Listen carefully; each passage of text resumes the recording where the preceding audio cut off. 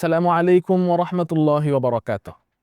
আলহামদুলিল্লাহি রাব্বিল আলামিন ওয়াস সালাতু ওয়াস সালামু আলা সাইয়্যিদিল আমবিয়াই ওয়াল মুরসালিন ওয়া আলা আলিহি ওয়া আসহাবিহি ওয়া মান তাবিআহুম বিইহসানিন ইলা ইয়াউমিদ্দিন, আম্মা বা'দ। প্রিয় দর্শক ও শ্রোতা, আজকে দা নাবার পক্ষ থেকে তারাবির সালাতে কোরআনের বার্তায় আপনাদের সকলকে স্বাগত। আজকে আমরা ১৬তম তারাবিতে ১৯তম পারা তেলাওয়াত করব ইনশাআল্লাহ তাআলা। এই ১৯তম পারায় ৩টি সূরা রয়েছে।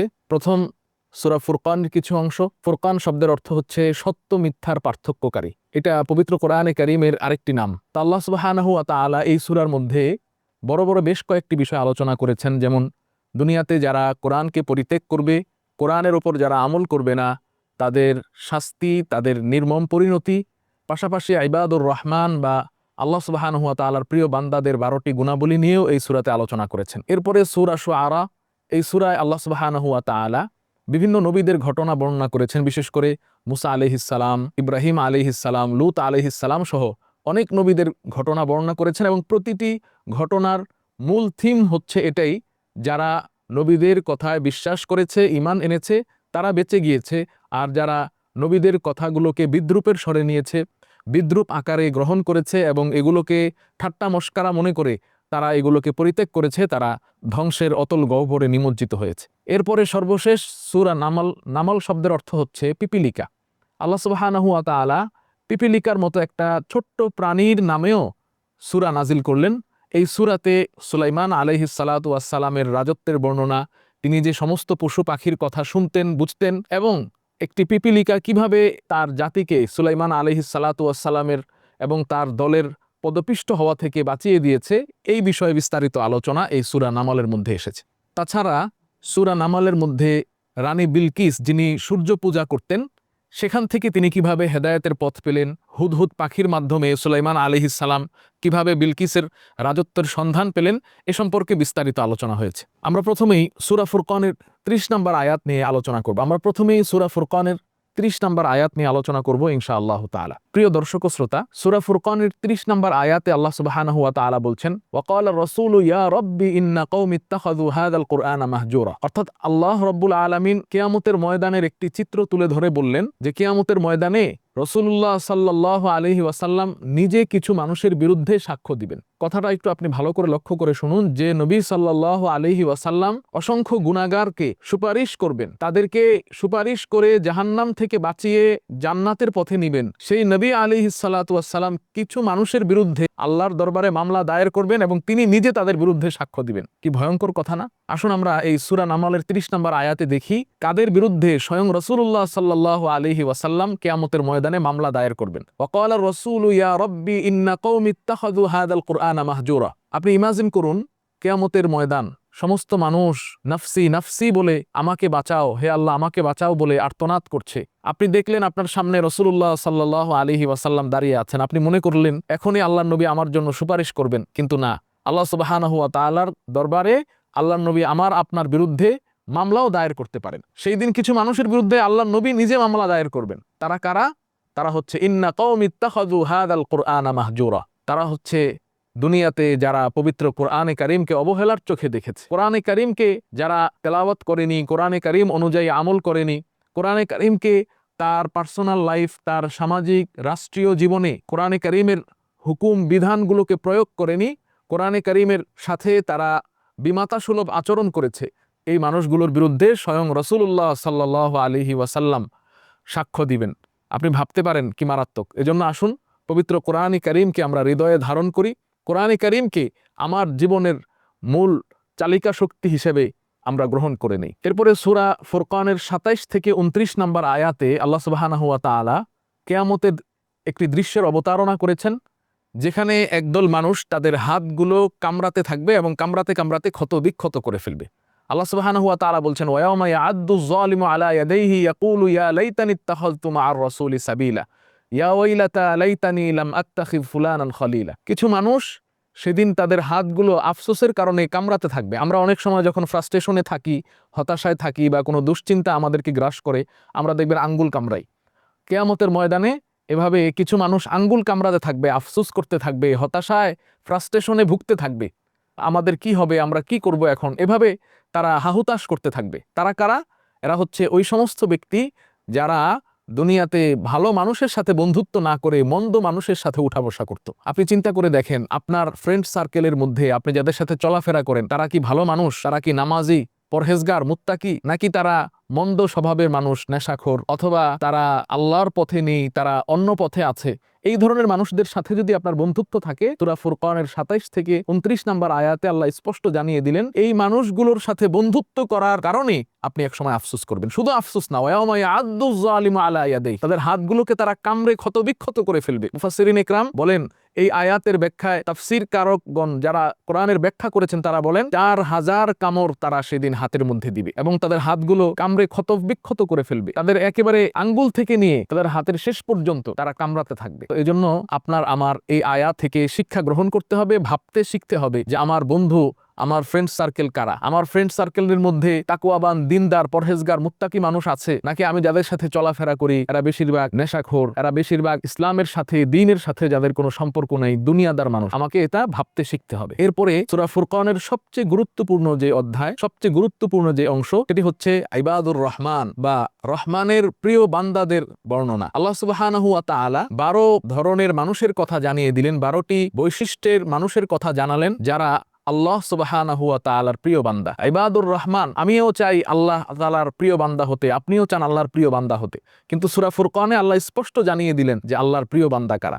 আমি আপনি চাইলেই আল্লাহর প্রিয় বান্দা হতে পারবো না। আল্লাহ তাআলা যেই বৈশিষ্ট্যগুলো, যেই গুণগুলো কোরআনের মধ্যে বর্ণনা করেছেন, কোরআনে ইন ডিটেলস যেগুলো নিয়ে আলোচনা করেছেন, সেই গুণগুলো আমার মধ্যে ধারণ করতে হবে। আসুন আমরা দেখি সেই ১২টি কি কি গুণ আছে যেগুলো আমি আপনি যদি নিজের মধ্যে ধারণ করতে পারি, এই গুণগুলো যদি আমি অর্জন করতে পারি, এই বৈশিষ্ট্যগুলো যদি আমি নিজের মধ্যে ধারণ করতে পারি, তাহলে আমিও হতে পারবো আল্লাহর প্রিয় বান্দা। সর্বপ্রথম আল্লাহ সুবহানাহু ওয়া তাআলা বলছেন, ওয়া ইবাদুর রহমানিল্লাযীনা ইয়ামশুনা আলাল আরদি হাওনা। আল্লাহর প্রিয় বান্দা, রহমানের প্রিয় বান্দা হচ্ছে ইয়ামশুনা আলাল আরদি হাওনা, যারা বিনয়ের সাথে চলাফেরা করে, যাদের মধ্যে কোনো অহংকার নেই, ইগো নেই, যারা শো অফ করে না, মানুষের সামনে নিজেকে ফুটিয়ে তোলার জন্য যেই প্রাণান্তকর প্রচেষ্টা অনেকের মধ্যে দেখা যায়, তারা এই ধরনের কাজকর্ম থেকে বেঁচে থাকে। আল্লাহ সুবহানাহু ওয়া তাআলা স্পষ্ট ঘোষণা দিলেন, এই ধরনের বিনয়ী মানুষ যারা অমায়িক চরিত্রের অধিকারী, এদেরকে আল্লাহ সুবহানাহু ওয়া তাআলা তার প্রিয় বান্দাদের মধ্যে শামিল করে নেবেন, গণ্য করে নেবেন। এরপরে আরো 11টি গুণ আল্লাহ সুবহানাহু ওয়া তাআলা সূরা ফুরকানের 63 থেকে 74 নম্বর আয়াতে তুলে ধরলেন। প্রথমত এই লিস্টটা আমাদের চেক আউট করতে হবে। আমি কি এই গুণে গুণান্বিত হতে পেরেছি? কোন কোন বৈশিষ্ট্যগুলো আমার মধ্যে আছে, কোনগুলো নেই? যেগুলো নেই সেগুলো আমার অর্জন করার চেষ্টা, হাসিল করার চেষ্টা করতে হবে। আসুন আমরা দেখি সেই 12টি বিশেষ বৈশিষ্ট্য যেগুলো আপনি আমি হাসিল করতে পারলে আল্লাহ সুবহানাহু ওয়া তাআলার প্রিয় বান্দাদের মধ্যে আমি গণ্য হতে পারবো। প্রথমত, ইয়ামশুনা আলাল আরদি হাওনা, 1 নাম্বার গুণ যে অহংকার মুক্ত। 2 নাম্বার গুণ, কেউ বাজে কথা বললে সে তা এড়িয়ে যায় এবং শুধু বলে সালাম। 3 নাম্বার গুণ, সে রাত কাটায় সেজদায়, তাহাজ্জুদ তার কাছে মাস্ট। 4 নাম্বার গুণ, মনে সবসময় একটা ভয় থাকে এবং সে আল্লাহর কাছে দোয়া করে, আল্লাহ জাহান্নাম থেকে বাঁচাও। 5 নাম্বার গুণ, সে টাকা খরচ করতে ব্যালেন্স করে, অপচয়ও করে না, কৃপণতাও করে না। 6 নাম্বার গুণ, সে শুধু আল্লাহ সুবহানাহু ওয়া তাআলাকেই সিজদা করে, মাজার, কবর বা অন্য কোথাও সে মাথা নোয়ায় না। 7 নাম্বার গুণ, অন্যায়ভাবে কাউকে কষ্ট দেয় না। 8 নাম্বার, জিনা থেকে সে দূরে থাকে। 9 নাম্বার, মিথ্যা সাক্ষ্য দেয় না।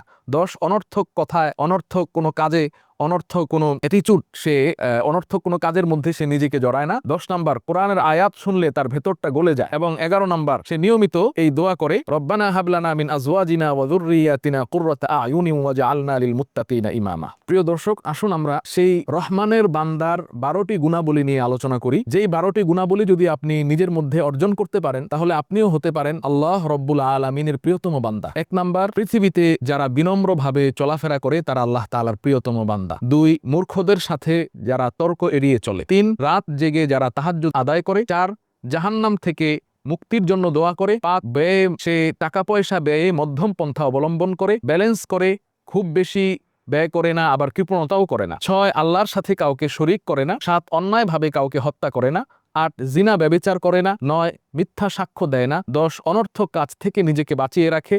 11, আল্লাহর কিতাব দ্বারা উপদেশ দান করা হলে মনে প্রাণে গ্রহণ করে। 12, চক্ষু শীতলকারী উত্তম স্ত্রী ও সন্তানের জন্য দোয়া করে এবং সে এই দোয়া করে, রব্বানা হাবলানা মিন আজওয়াজিনা ওয়া যুররিয়াতিনা কুররাতা আয়ুনিন ওয়াজআলনা লিল মুত্তাকিনা ইমামা। এই দোয়া যে করবে, এই 12টি গুণ যে নিজের মধ্যে হাসিল করবে, তার রিওয়ার্ড কি, তার পুরস্কার কি? আল্লাহ সুবহানাহু ওয়া তাআলা বলছেন তাকে জান্নাতে এক বিশাল ঘর নির্মাণ করে দিবেন, অর্থাৎ সে বিনা হিসাবে জান্নাতি হয়ে যাবে। তাই আসুন আমরা এই 12টি গুণ হাসিল করার, অর্জন করার চেষ্টা করি। প্রিয় দর্শক, এ পর্যায়ে আমরা সূরা ফুরকানের 23 নম্বর আয়াত নিয়ে আলোচনা করব ইনশাআল্লাহ। এই 23 নম্বর আয়াতে আল্লাহ তাআলা একটি সতর্ক বার্তা আমাদেরকে জানিয়ে দিলেন। সেটি হচ্ছে কিয়ামত দিবসে কিছু মানুষ এমন থাকবে যারা হয়তো অনেক নেকের পাহাড় নিয়ে আসবে, অনেক নেক আমল তাদের আমল নামায় থাকবে, কিন্তু আল্লাহ তাআলা বলছেন ওয়াকাদিমনা ইলা মা আমিলু মিন আমালিন ফাজআলনাহু হাবাআম মানসুরা। তারা এই নেকের ভান্ডার নিয়ে যখন আসবে, আমি তাদের সকল নেক আমলগুলো, সকল সওয়াবের যে আমলগুলো আছে, এই সবগুলোকে আমি ধুলায় ধূসরিত করে দিব,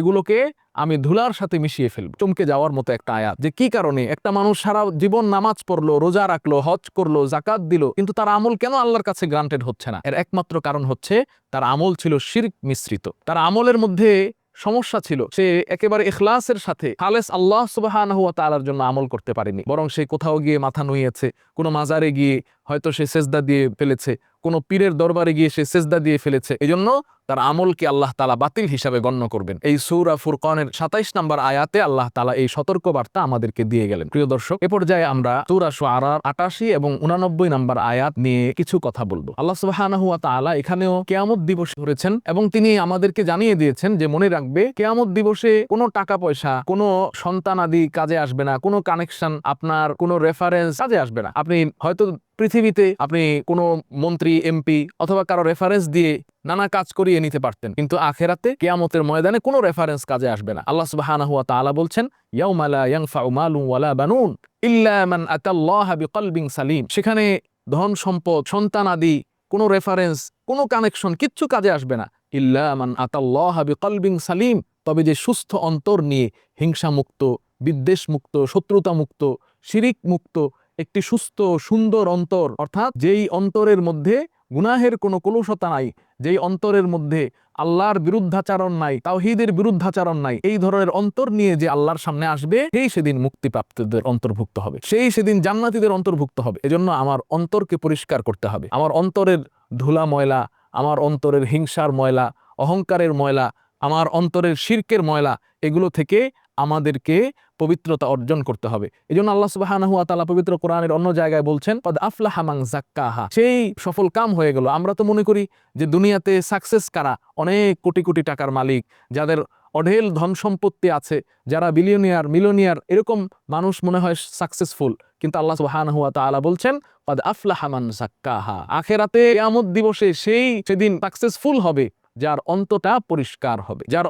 যার অন্তর থেকে সকল ধরনের গুনার কলুষতা থেকে সে মুক্ত থাকবে, এই ধরনের মানুষ সেদিন সাকসেসফুল হবে। প্রিয় দর্শক ও শ্রোতা, সূরা ফুরকানের 31 নম্বর আয়াত আপনাদেরকে একটু মনে করিয়ে দিতে চাই। আল্লাহ সুবহানাহু ওয়া তাআলা এখানে একটি কথা তুলে ধরলেন, ওয়াকাযালিকা জাআলনা লিকুল্লি নাবিয়্যিন আদু, আমি আল্লাহ রাব্বুল আলামিন প্রত্যেক নবীর জন্যই শত্রু রেখেছি। অর্থাৎ প্রত্যেক নবীর পিছনেই মানুষ ছিল তাদের পেছনে লেগে থাকার জন্য। প্রত্যেক নবী রাসূলদের বিরুদ্ধেই কিছু না কিছু কাফের ছিল, কিছু না কিছু মানুষ সব সময় তাদের বিরোধিতা করে আসছে। এটা আল্লাহ রাব্বুল আলামিন বলছেন জাআলনা, আমি নিজেই তাদের বিরুদ্ধে এই বিষয়টা নির্ধারণ করে দিয়েছি। তাহলে এই আয়াত থেকে আমাদেরকে একটা শিক্ষা নিতে হবে যে আমাদের সমাজে দেখবেন কেউ যদি একটু ভালো কাজ করতে চায়, একটু দিনের দিকে এগিয়ে যায়, হয়তো সে আগে এক পোশাক ছিল, সে এখন সুন্নতি পোশাক ধারণ করেছে, হয়তো তার মুখে সে দাড়ি রেখেছে, দেখবেন কিছু মানুষ ট্রোল করে, কিছু মানুষ তাকে নিয়ে ব্যঙ্গ করে, কিছু মানুষ তাকে নিয়ে মজা নেয়, কিন্তু আল্লাহ সুবহানাহু ওয়া তাআলা বলেন খবরদার, এতে ভেঙে পড়া যাবে না। আমি নবীদের পেছনেই শত্রু লাগিয়ে রেখেছি, তাহলে তুমি তো সাধারণ একজন উম্মত, তোমার পেছনেও থাকবে ট্রোল করার মানুষ থাকবে, তোমাকে নিয়ে হাসি তামসা করার মানুষ থাকবে, তোমার ছবিতে হাহারিয়ে দেওয়ার মানুষ থাকবে, তোমাকে মোল্লা মৌলবী মুন্সি বলে তোমার টুপি, তোমার দাড়ি নিয়ে ব্যঙ্গ করার মানুষ থাকবে। তুমি হয়তো একটু ভালো কাজ করতে চেষ্টা করছো, সমাজে মানুষের পেছনে মানুষের জন্য কোনো কাজ করার চেষ্টা করছো, মানুষের মুখে হাসি ফোটানোর চেষ্টা করছো, অনেকে তোমাকে নিয়ে বিভিন্ন ব্যঙ্গ বিদ্রুপ করবে, এতে ভেঙে পড়া যাবে না। আল্লাহ তাআলা সূরা ফুরকানের 31 নম্বর আয়াতে আমাদেরকে এটাই জানিয়ে দিলেন। এবার সূরা শুআরার 62 নম্বর আয়াত, এটা একটি পাথেয় হতে পারে বলে আমি মনে করি। দেখুন, আল্লাহ সুবহানাহু ওয়া তাআলা মুসা পবিত্র কোরআনের সবচেয়ে বেশি তুলে ধরেছেন। এর মধ্যে সূরা শুআরার মধ্যে মুসা আলাইহিস সালামের ঘটনা তুলে ধরেছেন এবং মুসা আলাইহিস সালাম ফেরাউনের কবল থেকে পরিত্রাণ নিয়ে তিনি নীল নদ দিয়ে যে পার, এটা নিয়েও আল্লাহ সুবহানাহু ওয়া তাআলা পবিত্র কোরআনের এই সূরার মধ্যে আলোচনা করেছেন। সূরা শুআরার 62 নম্বর আয়াতে আল্লাহ তাআলা আয়াতটি এভাবে শুরু করলেন, ক্বালা কাল্লা ইন্না মাইয়া রাব্বি সায়াহদিন, কখনো নয়, নিশ্চয়ই আমার আল্লাহ আমার সাথে আছেন, তিনি আমাকে হেদায়েতের পথ দেখাবেন। তো এই আয়াতটা মুসা আলাইহিস সালাম একটা বিশেষ প্রেক্ষাপটে বলেছিলেন। মুসা আলাইহিস সালাম যখন বনী ইসরাইলদের নিয়ে সমুদ্র পাড়ে গেলেন, পিছন থেকে ফেরাউন ধাওয়া করছে, তাদেরকে ধরে ফেললেই সবাইকে মেরে ফেলবে। সামনে উত্তাল তরঙ্গ, সমুদ্রের বিশাল ঢেউ, ডান দিকে পাহাড়, বাম দিকে পাহাড়, এরকম কঠিন পরিস্থিতি, এরকম কঠিন সিচুয়েশনে আমি আপনি হলে কি করতাম? হলে কতটা ভেঙে পড়তাম। বনি ইসরায়েল আমার আপনার মতো ভেঙে পড়েছে। তারা বলল, এখনই তো আমাদেরকে ধরে ফেলবে, ইন্না লামুদরাকুন, এখনই তো আমাদেরকে ধরে ফেলবে, এখনই আমরা শেষ হয়ে যাব। ঠিক এই উত্তরে আল্লাহ তাআলা মুসা আলাইহিস সালাম কি বলেছিলেন এই কথাটা এখানে বলে দিলেন, কাল্লা ইন্না মাইয়া রাব্বি সায়াহদিন, কখনো নয়, নিশ্চয়ই আমাদের প্রতিপালক আমাদের সাথে আছেন, তিনি আমাদেরকে সরল সঠিক পথ দেখাবেন, তিনি আমাদেরকে মুক্তির পথ বাতলে দিবেন। এর নাম হচ্ছে আল্লাহর উপরে ভরসা। একদিকে শত্রু, পেছনে শত্রু আসছে, সামনে উত্তাল তরঙ্গ, সামনে বিশাল সমুদ্র, দুই পাশে পাহাড়, এখনই আমাকে ধরে ফেলবে। মনে হচ্ছে পৃথিবীর সকল যে কোনো জ্ঞানী গুণী দেখলেই বলবে যে এখন আর তার বাঁচার কোনো উপায় নেই। এই সময়ও মুসা আলাইহিস সালাম আল্লাহর উপরে ভরসা করা ছাড়লেন না। আমার আপনার জীবনে এরকম বহু সিচুয়েশন আসতে পারে যে আর সামনে কোনো পথ দেখছি না, একেবারে দেয়ালে পিঠ থেকে গিয়েছে।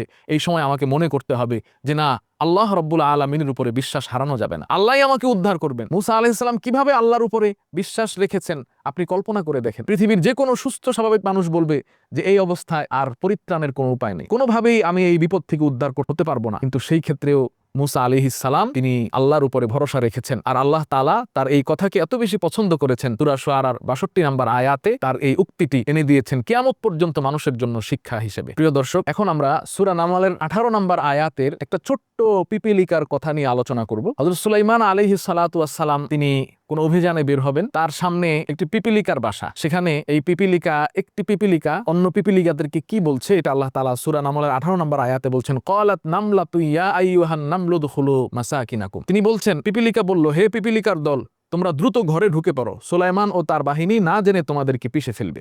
একটা ছোট্ট পিপীলিকা, দেখুন একটা ছোট্ট পিঁপড়া। এই পিপীলিকাটা সে চাইলে নিজেকে বাঁচাতে পারত, যে সে তাড়াতাড়ি যখন দেখছে যে সুলাইমান আলাইহিস সালামের সেনাবাহিনী, তার আর্মি তার দিকে তাদের দিকে ধেয়ে আসছে, সে চাইলে নিজে বাঁচতে পারত, কিন্তু সে এটা করেনি, বরং সে সবাইকে বাঁচানোর চেষ্টা করেছে। আল্লাহ তাআলা এই বিষয়টাকে পছন্দ করেছেন। এই যে তার সমাজ সেবা, সবার জন্য একটা চিন্তা, সবার জন্য তার কনসার্ন হওয়া, এটাকে আল্লাহ তাআলা এত পছন্দ করেছেন যে পবিত্র কোরআন এই ছোট্ট পিপীলিকার কথাটা পর্যন্ত নিয়ে এসেছেন। এজন্য আমরা সমাজবদ্ধ মানুষ সামাজিক জীব, আমরা অনেক সময় স্বার্থপর হয়ে যাই। নিজে বাঁচলেই বাপের নাম, নিজেকে বাঁচানোর জন্য আমরা আপ্রাণ চেষ্টা করি। সমাজ উচ্ছন্নে যাচ্ছে, কেউ হয়তো দিনদারিতা ছেড়ে দিয়েছে, আমার ছেলে, আমার মেয়ে, আমার সমাজ, কেউ হয়তো কোনো বিপদে আছে, সে হয়তো দিন থেকে বের হয়ে গিয়েছে। এই ক্ষেত্রে আমাদেরকে সচেতন থাকতে হবে, সব সময় মানুষের কথা চিন্তা করতে হবে।